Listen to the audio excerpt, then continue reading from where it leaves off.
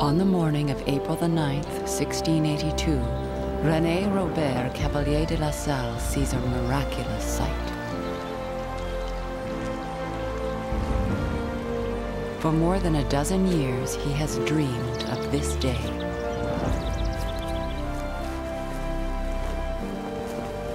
Now he has become the first Frenchman to reach the Gulf of Mexico, traveling overland. Next, he is sure he will find the mysterious Western Sea and the treasures of China.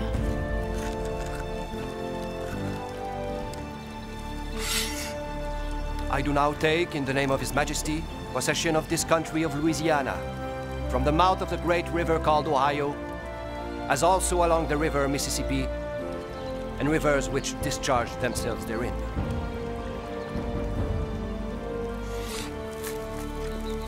But La Salle's grand ambitions are at odds with France's colonial plans. In Paris and Quebec, he is considered dangerous, perhaps even mad. Louis XIV writes to the governor at Quebec. I am convinced, as you are, that the Sieur de La Salle's discovery is quite useless, and that in the future we must forbid such enterprises. But La Salle will not be denied. He will continue his quest for glory at all costs. Fraud, deceit, even murder. Vive le roi! Vive le roi!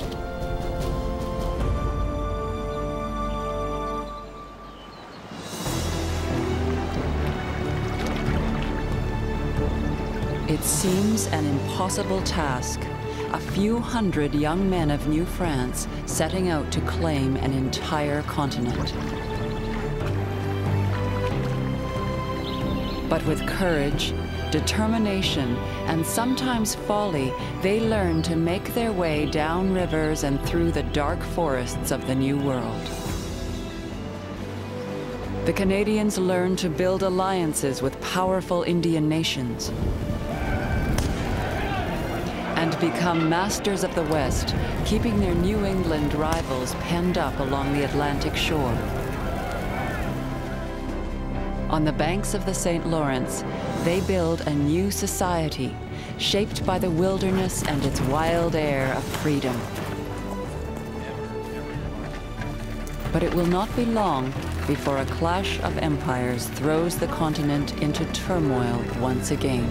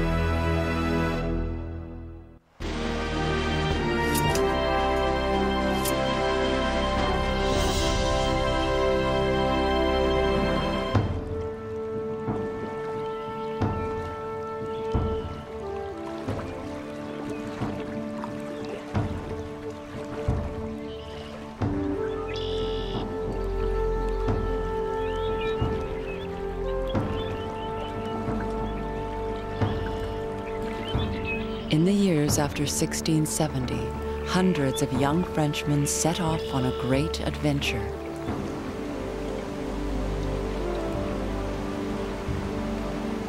They leave the St. Lawrence colony for the world of the Indians, seeking a fortune in the fur trade.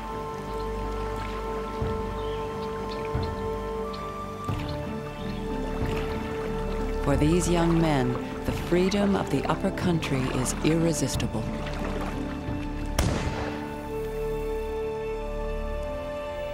The life of the coureurs des bois is one of perpetual idleness. They live in complete independence. They are accountable to no one. They recognize neither superior, nor judge, nor laws. New France is still a fragile colony, outnumbered 10-1 by the English settlers to the south. The coureurs de bois are ignoring direct orders to stay along the St. Lawrence, orders from Jean-Baptiste Colbert, France's colonial minister. It would be best to restrict ourselves to an area of land that the colony can maintain on its own, rather than expanding over an area so vast that someday we may have to abandon part of it.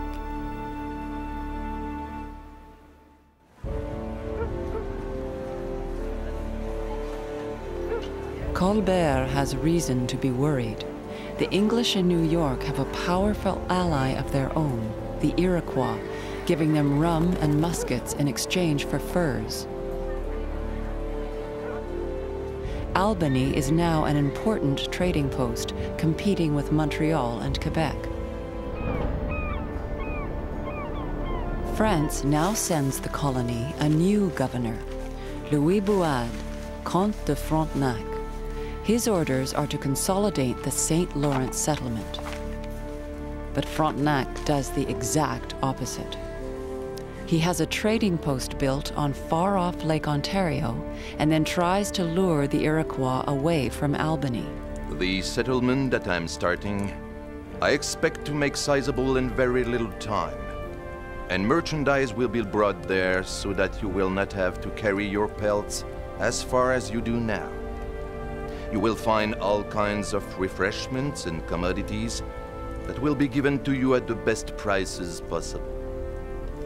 You will be treated as Frenchmen. The Indians flock to Fort Frontenac, and the governor keeps most of the profits himself. Not only the English are upset, even the French merchants have a new competitor. The intendant, Jacques Duchesneau, complains to the court. Everybody boldly contravenes the king's interdictions. I have enacted ordinance against the coureurs des bois, against the merchants who furnish them with goods. All of that has been in vain, as several of the most considerable families in this country are involved, and the governor lets them go on and even shares in their profits. One of Frontenac's closest associates is René Robert Cavelier de La Salle, the son of a wealthy family from Rouen. La Salle comes to New France in his 20s after leaving the Jesuit order because, he said, of his moral frailties. Together, he and Frontenac defy their church and their king. The fur trade is based on giving the Indians the commodities they most desire.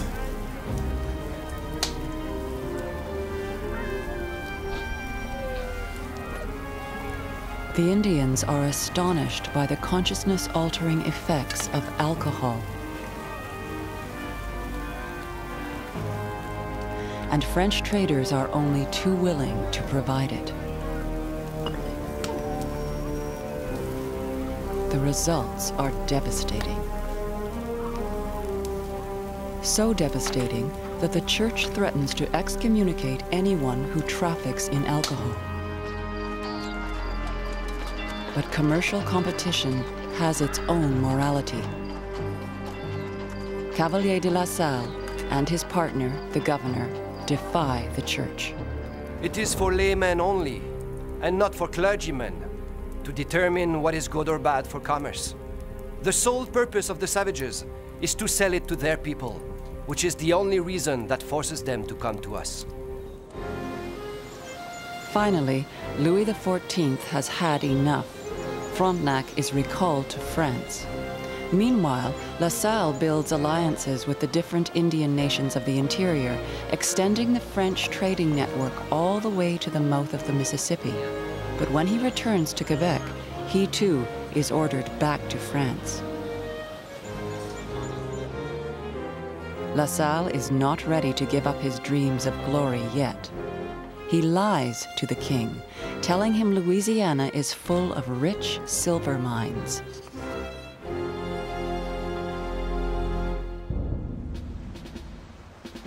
He falsifies his maps, showing the mouth of the Mississippi much farther west than its actual location. He argues that this is an ideal place from which to attack the Spanish in New Mexico. The deception succeeds. The king names La Salle commandant of all the territory he has claimed and puts him in charge of 320 men and 4 ships. But many of the officers don't trust La Salle. There are very few who do not believe he is crazy. I have spoken of it to people who have known him for 20 years. Everyone says that he has always been something of a visionary.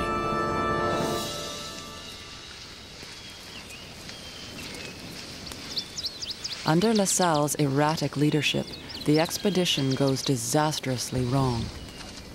In March 1687, La Salle is wandering in a dense area of Texas, completely lost. Several of his men are dead. The rest are exhausted.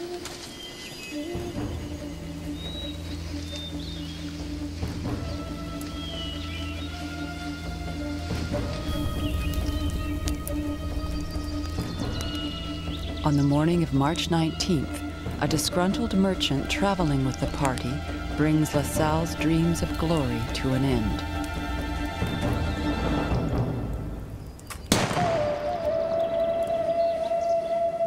Henri Joutel was La Salle's friend and right-hand man.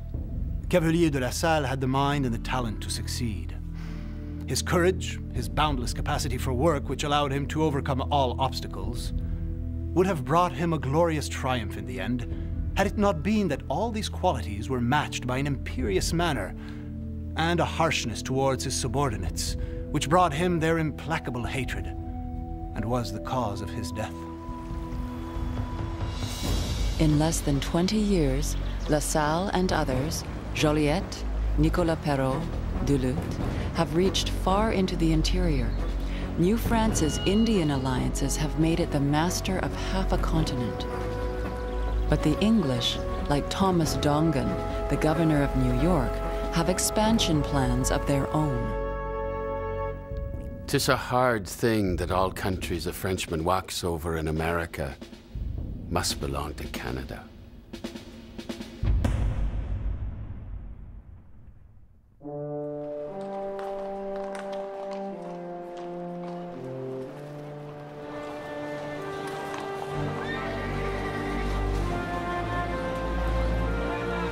In Europe, France and England are at peace, but in their North American colonies, tension is growing. The governor of New York urges the Iroquois to resist the French and their Indian allies. The king, my master, has forbidden me from providing you with arms and munitions to use against the French. But do not be alarmed by this. You will want for nothing that you may need. I will rather supply you at my own expense.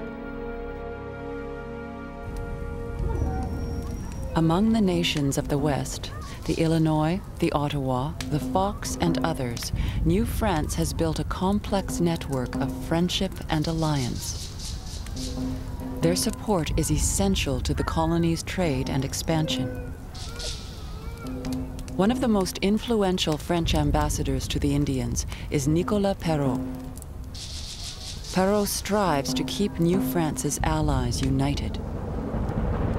There is no nation that does not have some reason to go to war against the others. When they were looking for reasons to go to war against each other, did I not convince them that instead they should support each other against the Iroquois, who are their common enemy? His most important task is to convince the Indians it is in their interest to support the French, not the English.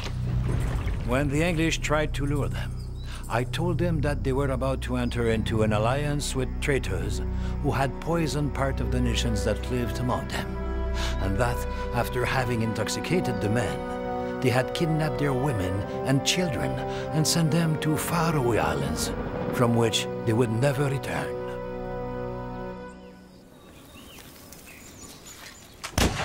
But Frontenac's adventurism has upset the delicate balance, leaving New France too weak to defend its allies. the Iroquois take advantage, sowing terror among the nations of the West.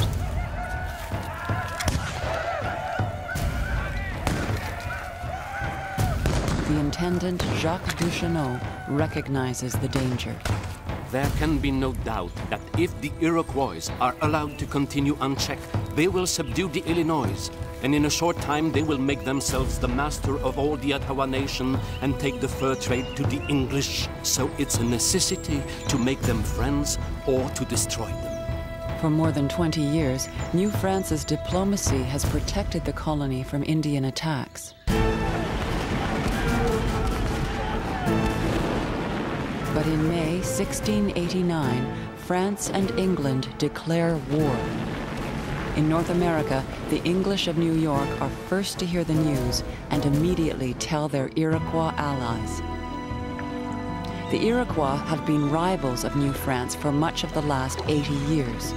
They consider the French system of alliances a potent threat to their security and their territory.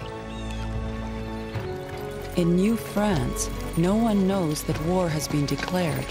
Most Canadians still live in unfortified villages, like La Chine, near Montreal.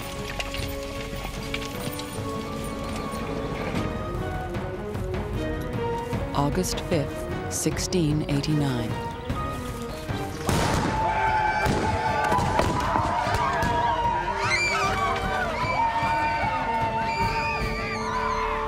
"1,500 Iroquois warriors attack La Chine. 24 settlers are killed, most of the houses destroyed, more than 70 people taken prisoner."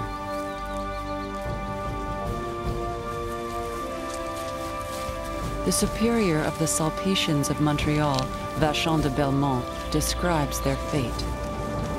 That unfortunate group of prisoners bore the full fury that a cruel thirst for vengeance can bring out in these savages. This victorious army took them across Lake St. Louis. There, they lit fires, burned 5 Frenchmen, roasted 6 children and some of the others, and ate them. Only 2 months later does the colony learn that France and England are at war. The best young officers are needed back in Europe, so Frontenac is named governor once again. His orders are to attack the English settlements in New York. But Frontenac cannot mount a full-scale offensive. Instead, he relies on guerrilla raids by Canadian militiamen and Indian allies. Among the war party are the coureurs de bois, Nicolas d'Aillebout de Montet, and the brothers Jacques Lemoine de Sainte-Hélène and Pierre Lemoine d'Iberville. Their objective, the village of Schenectady.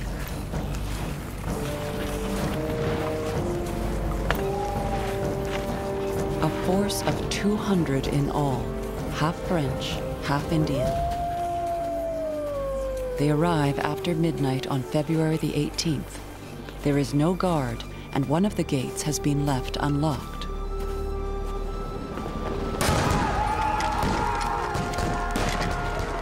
A company of 200 French and Indians fell upon said village and murdered 60 men, women, and children most barbarously.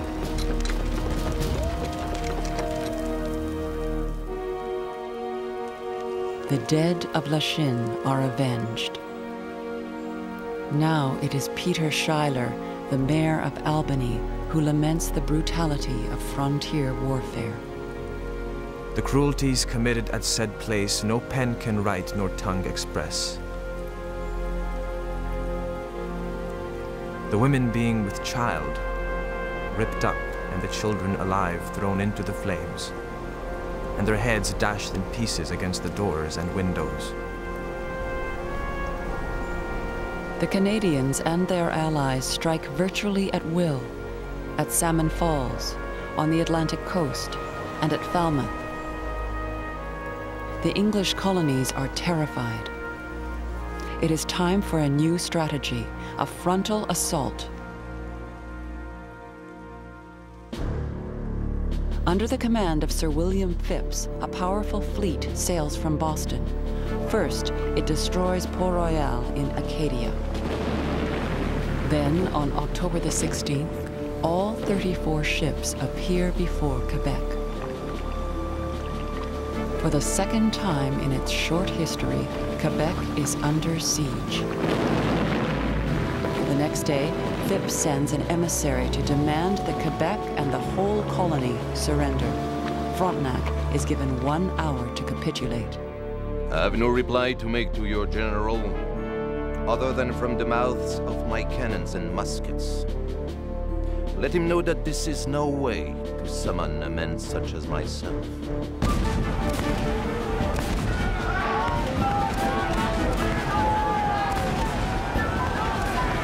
The English land 1,000 men at Beauport, but they are pushed back by the Canadian militia.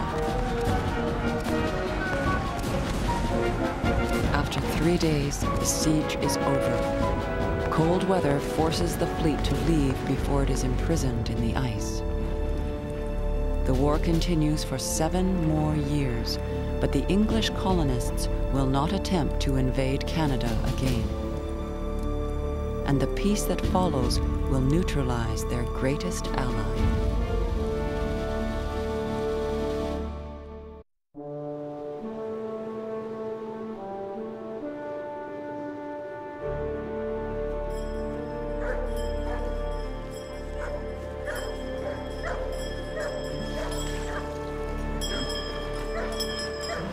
At the beginning of the 18th century, New France is facing hard times.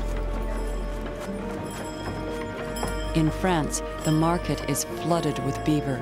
The merchants of New France are going bankrupt. The western trading posts are closed. The furs rot in the warehouses.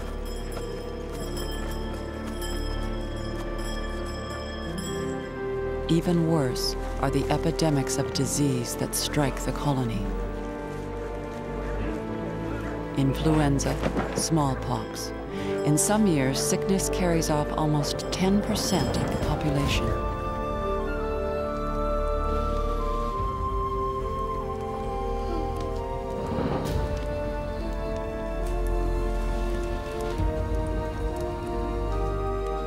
These are hard years for the Indian nations, too. All the tribes are weak, decimated by European disease and decades of warfare. The time is right for a radical change of course. In the summer of 1701, more than 1,000 Indians gather near Montreal. They come from the Mississippi Valley, the Great Lakes, and Acadia. The Iroquois are here too.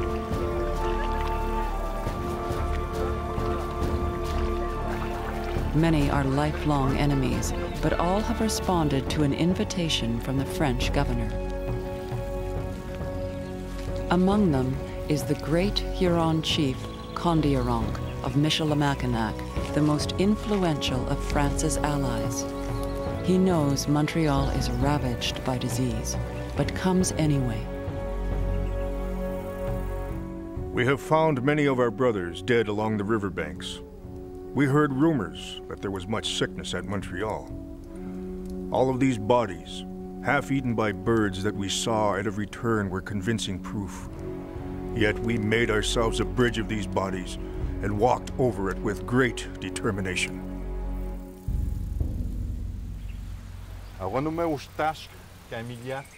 The goal is to negotiate a comprehensive peace among themselves and with the French. For Governor Hector de Cavelier, it's the culmination of 20 years of diplomacy. But overcoming the years of death and distrust is not easy. The negotiations drag on for days. One sticking point is the return of prisoners who were captured during previous campaigns and enslaved or adopted. Governor de Cavelier tries to mediate, but Kondiaronk is skeptical. You wanted us to bring all of the Iroquois slaves that we hold. We have obeyed. Now, let us see if the Iroquois have obeyed your command. Let us see how many of our nephews they have brought.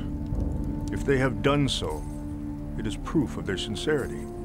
If they have not done so, they are deceitful.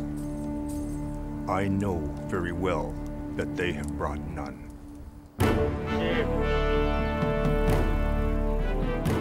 But Kondiaronk also believes the bloodshed must end, one way or another. Although he has become seriously ill, he speaks for 2 hours. He calls for a peace treaty that will be guaranteed by the French. Kondiaronk's support is decisive, but this will be his final act.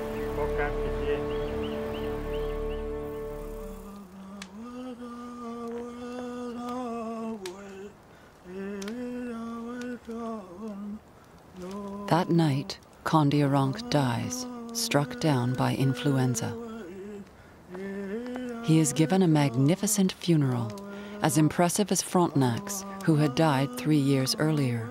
The French commissioner of the Marine, Cavelier de La Salle, pays him homage. Had he been born a Frenchman, he would have had the character to govern the most delicate matters of a flourishing state.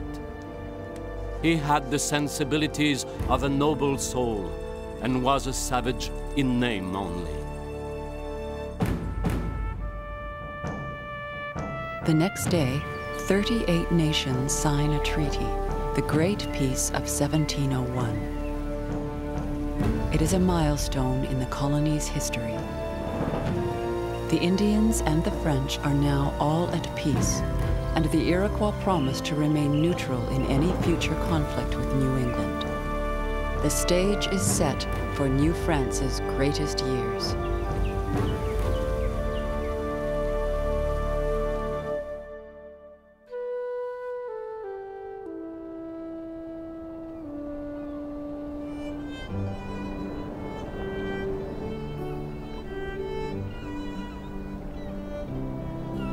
In the summer of 1749, the Swedish naturalist Père Kam visits the valley of the St. Lawrence and is enchanted by what he sees.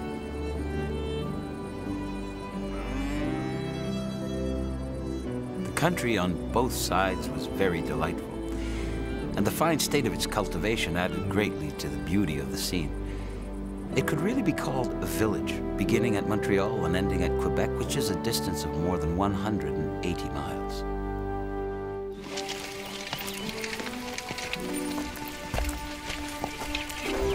Most of the inhabitants live on seigneuries, large farms along the river. For 35 years now, no enemy has attacked the St. Lawrence Valley. The population is steadily growing and life is comfortable. Many sons of the pioneers have become large landowners. On the colony's first highway, the King's Road, it takes 4 days to travel from Quebec to Montreal. This is a good country for crops. The colony now supplies all its own food, with enough wheat and peas left over to send to the French colonies in the Caribbean. Père Kam has spent 9 months in the English colonies. What impresses him most about Canada is the behavior of its people. The difference between the manners of the French in Canada and those of the English in the American colonies is great. Here, the gentlemen and ladies, as well as the poorest peasants and their wives, are called Monsieur and Madame. The men are extremely civil and take their hats off to every person whom they meet in the streets. In 1749, when Kam visits, New France has a population of 50,000 people. The English colonies have 20 times more, almost 1 million. Despite the enormous difference in size, Kam sees a glowing future for the little French colony. It is true that the inhabitants are poor, but they love their king. Anyone who notices that all the dwellings in Canada are filled with children, and that the men and women of French origin are better made than anyone else to have children, anyone who considers to what extent the Canadiens are alert, joyful, courageous, able to withstand any hardship, that person must also foresee that Canada will soon become an extremely powerful country and the Rome of the English provinces.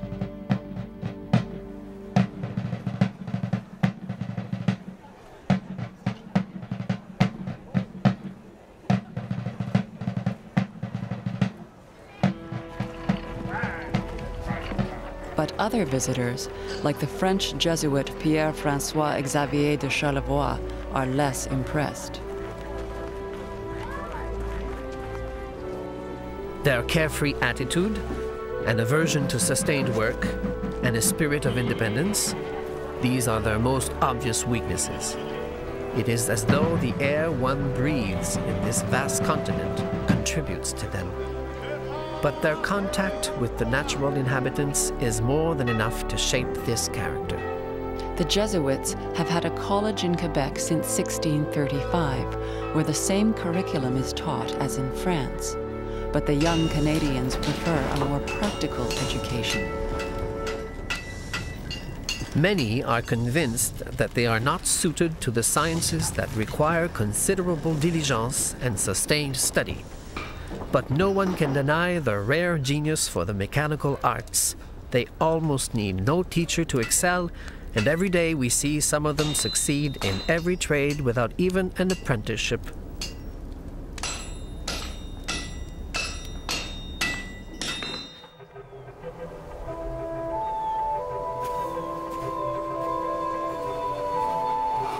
After more than a century, the Canadians have made their peace with winter. For 6 months, they are free from work in the fields, free to relax and socialize, and kick up their heels. Judge Pierre Rambaud strongly disapproves of one favorite winter pastime.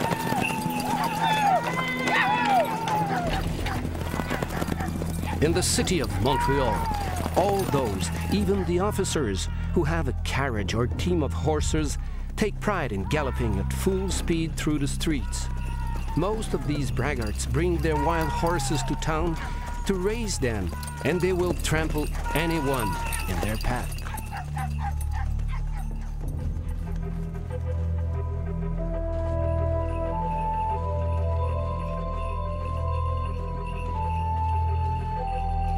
But not all the Canadians love winter. I tremble at the thought that we are stuck with snow for the next 9 months. I'd rather be in France. At least I wouldn't be exposed to freeze and die in a pile of snow. Elizabeth Bégon, widow of the governor of Trois-Rivières, hates the cold. Yet she was born here and is a member of the new local aristocracy. Everyone is hoping to shine at the ball that we expect Monsieur Bigot will give here. Monsieur Bigot is causing a lot of expenses, for there are not enough teachers here for all those who wish to learn how to dance. The colonial upper class models itself after the French aristocrats who come here, like the new intendant, François Bigot. They live in a world of balls, flirtations, and scandal. Would you believe it? That devout Madame Verchères held a dance that lasted all through the night. Our priests are going to have something to preach about. To hold a ball on the feast of Notre Dame. What is even better is that tomorrow there is another at Madame Lavaltry's, and the day after tomorrow at Madame Bragelogne's.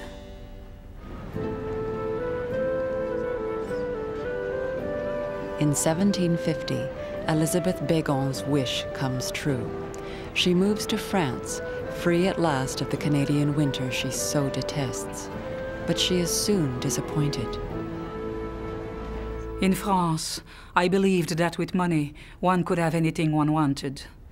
But in truth, I find that things here are better than in Canada, only in December, January, and February. Everything else is worse. The aristocrats of Versailles give her a nickname, l'Iroquoise. She will never return to Canada.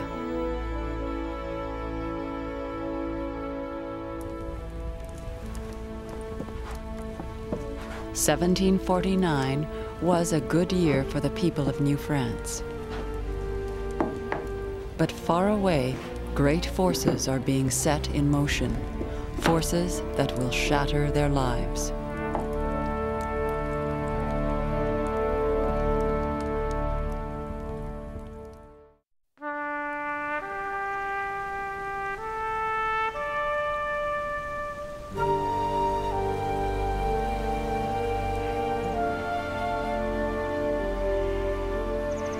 Acadia took its name from the Garden of the Gods in Greek mythology.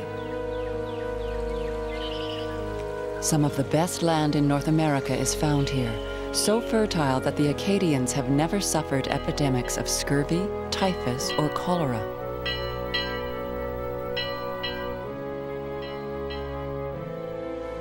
But they live on a continental fault line, caught on the colonial frontier where two great empires meet. Acadia has been handed back and forth between France and England at least 6 times. The treaties give it 2 names at once, Acadia or Nova Scotia. In 1713, France finally gives up Acadia to the English for good. 2,000 French subjects, peaceable farmers, live here.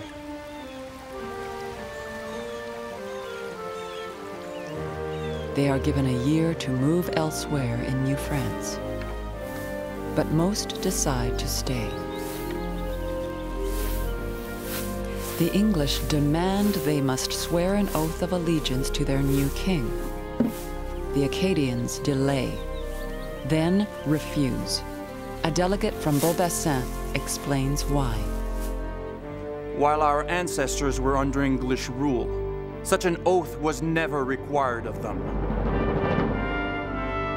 5 years after the handover, Governor Richard Phillips is not optimistic. They will neither swear allegiance nor leave the country.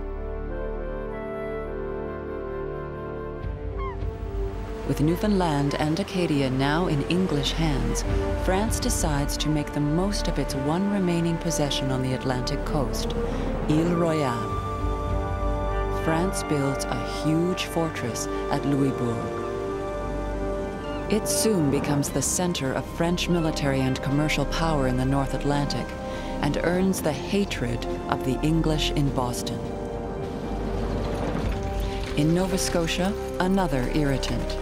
Some Acadians begin plotting against the English, inciting the Indians to rise up against them. As tension mounts, the oath becomes essential. To persuade the Acadians to agree, Phillips promises they will not have to bear arms. He says nothing of this to his superiors in London, nor is it mentioned in the oath. Je promets et jure sincèrement en foi de chrétien que je serai entièrement fidèle et obéirai. But Alexandre Bourg-Belhumour, a notary, witnesses the promise as it is made. We certify that His Excellency Sir Richard Phillips has promised the inhabitants of the Miners Basin that they are exempted from the duty of bearing arms and waging war against the French and the savages, and that the said French have agreed and promised never to bear arms against the English crown.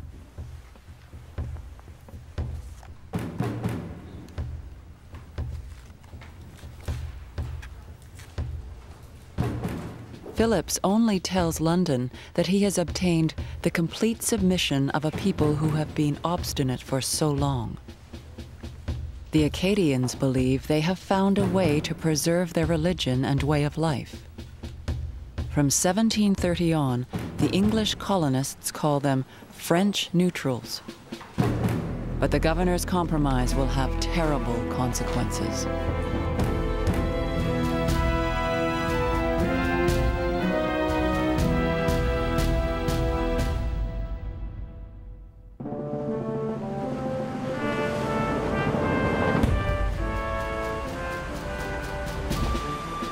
A wind of hatred is blowing through North America, and by 1755, Acadia is in the eye of the storm.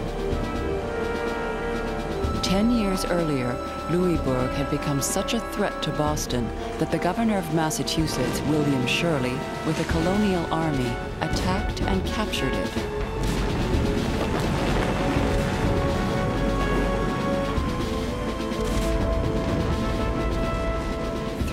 Later, Shirley is enraged to learn that Louisbourg will be given back to France.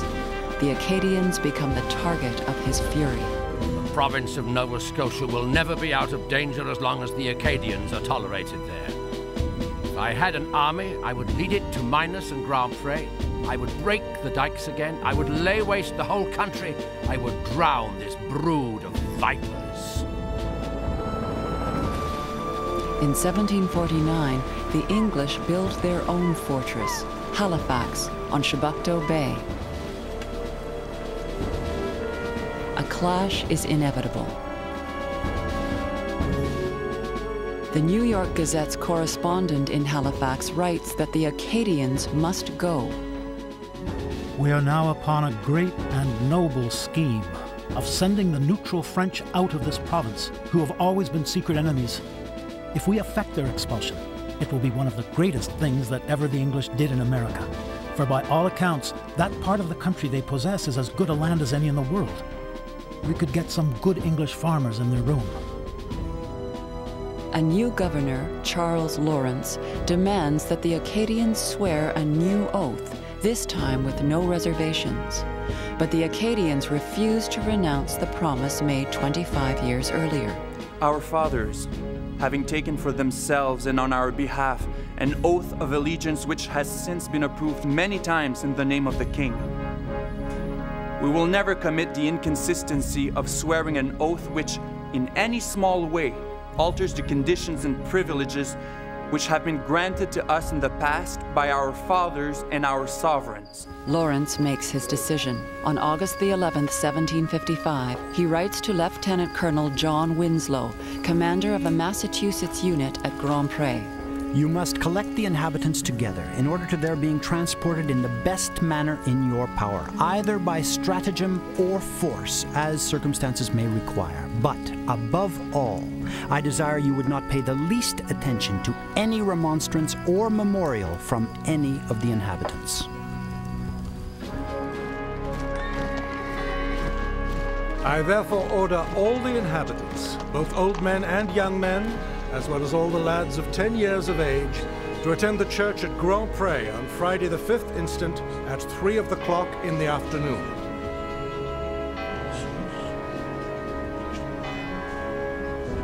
The duty I have now, though necessary, is very disagreeable to my nature and temper, as I know it must be grievous to you, who are of the same species as I am. Your lands and tenements, cattle of all kinds, and livestock of all sorts are forfeited to the Crown with all your other effects except your money and household goods. And you yourselves are to be removed from this province. Non! Vous n'avez pas le droit! You are ordered expelled by order of Acadia has been a British possession for 42 years. Almost all these people were born British subjects.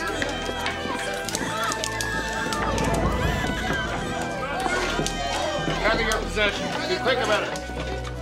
Good enough. Go. John Thomas, a doctor with Winslow's troops, kept a meticulous journal during the autumn of 1755. September 2nd. Pleasant day, Lieutenant John Endicott on shore with men to burn a village at a place called Petioja. September 18th. Very hard gale of wind, much rain and snow. Major Pribble returned with his party, having burned 200 houses and barns.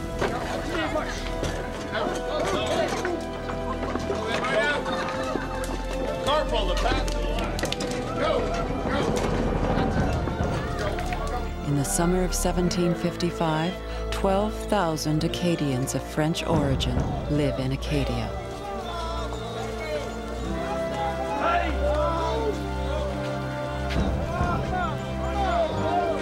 That year, 7,000 are expelled.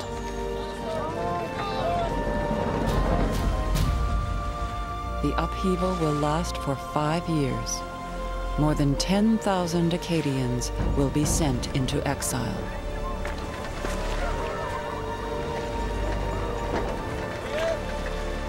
Began to embark the inhabitants, who went very sullenly and unwillingly. The women in great distress, carrying off their children in their arms.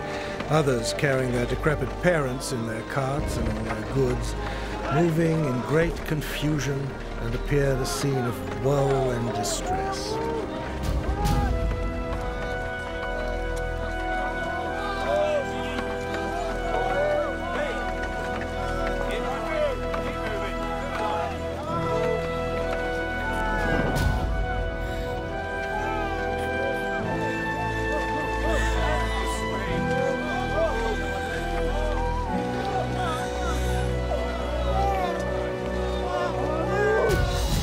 Most of the Acadians are deported to the American colonies, but they are not welcome there. Jean Labrador and his family of 7 end up in Salem, Massachusetts. I was refused a team of oxen to fetch home the firewood that I had cut myself. We were left in the middle of winter without fire or victuals, in a house with no doors or roof. When it rains, we're obliged to move the bed from part of the wet to leeward. When I told one of the selectmen that we were afloat in the house, he said that I should build a boat and sail it.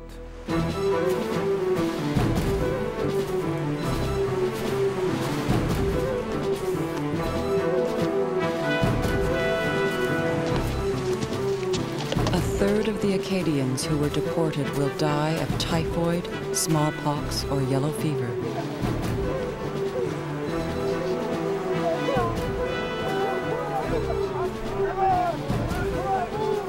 One-third more make their way to the French colony of Louisiana. The rest are scattered to France, the English colonies, and the Caribbean.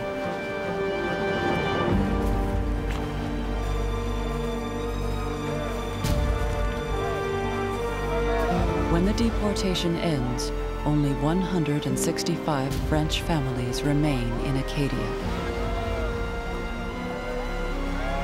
And in 1756, the wind of war that blows over North America will become a hurricane.